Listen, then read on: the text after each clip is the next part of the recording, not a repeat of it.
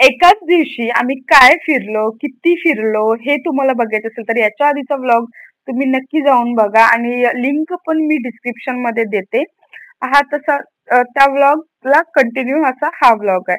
तिथे नाश्ता करून झाल्यानंतर आम्ही टॅक्सीने निघालो. आता हे जे आहे टॅक्सीने निघालो होतो कारण खूप वेट करत होतो, पण टॅक्सी काय आम्हाला भेटत नाही. एकाच दिवशी खूप सारं फिरणं किंवा 3 ठिकाणं फिरणं होत नाही असं म्हणतात.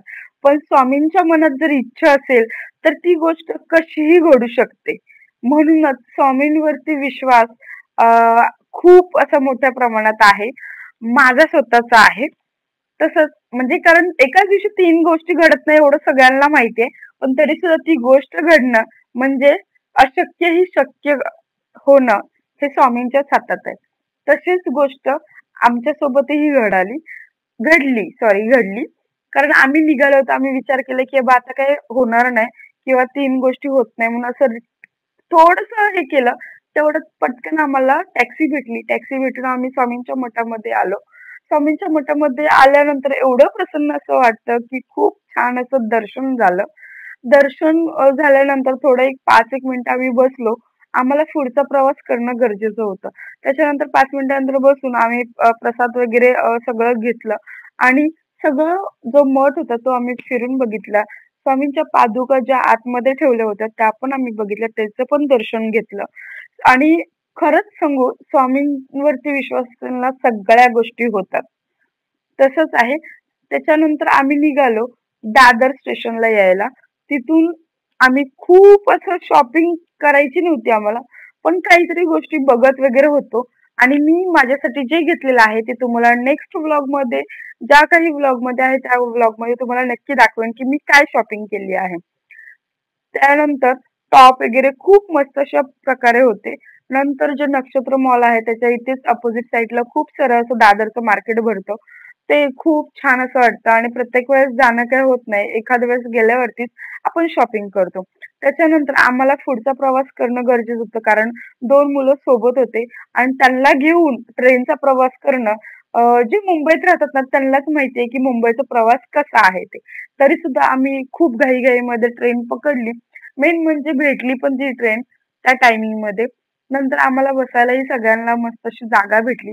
त्याच्यानंतर ट्रेनचा प्रवास आम्ही परत अजून एका स्टॉपला उतरलो, की जिथे आम्ही कंटिन्यू शॉपिंग करतो. ते म्हणजे मालाड नटराज मार्केट. तिथे गेलो. साड्या काही सिंपलच बघायच्या होत्या, पण आम्हाला काही आवडल्या नाहीत. कारण आधी घेतलेलं आहे त्यामुळे मग आवडले नाहीत. मग जे घ्यायचं होतं ना, ज्या कोणासाठी ते घ्यायला गेलो. ते घेऊन सुद्धा आम्हाला जे काही आवडतं ते घेतलं आणि त्याच्यानंतर नाश्ता करायला पण गेलो.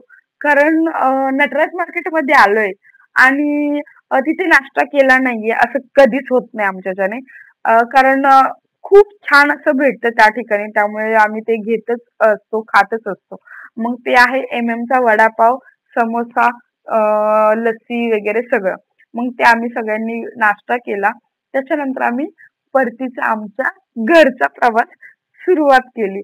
कारण एमएमचा वडापाव खाणं खूप इम्पॉर्टंट आहे. कारण अर्णव पण खूप सगळे वैतागले होते. कंटाळा आला नव्हता एवढा, पण थोडंसं एक म्हणतात ना टायर्ड झालेलो होतो. मुलांना पण घेऊन जाणं वगैरे. त्याच्यानंतर आम्ही घरी पोहोचलो. घरी पोहोचल्यानंतर माझा अवतार तुम्ही बघू शकता. थकलो होतो. तरी सुद्धा मस्त असे बाबा हां, आता व्लॉग एंड करायचंय आपल्याला. तर मग म्हटलं जे आणलेलं आहे ते विअर करून बघणं गरजेचं आहे, नाहीतर चेंज करणं गरजेचं आहे. म्हणून मग नंतर पिऊला जे काही मम्मीने कॉर्ड सेट आणले होते, खूप सुंदर सुंदर असे कॉर्ड सेट होते आणि ते तर मला खूप आवडले पिऊचे. आणि 2 कॉर्ड सेट मम्मीने घेतले तिला आणि आधी काही झाली होती शॉपिंग पण खूप मस्त असे कॉर्ड सेट घेतले आणि खूपच छान प्रकारे कॉर्ड सेट आहेत. याचं जे नटराज मार्केटचं जे आहे सॉरी काय शेअर करते तुम्हाला Googleवरून त्याचं डेस्टिनेशन वगैरे जे आहे ते. खूप सुंदर असं आहे आणि हा व्लॉग इथेच एंड करते. तुम्हाला कसे वाटले व्लॉग नक्की कमेंट करून सांगा. Thank you.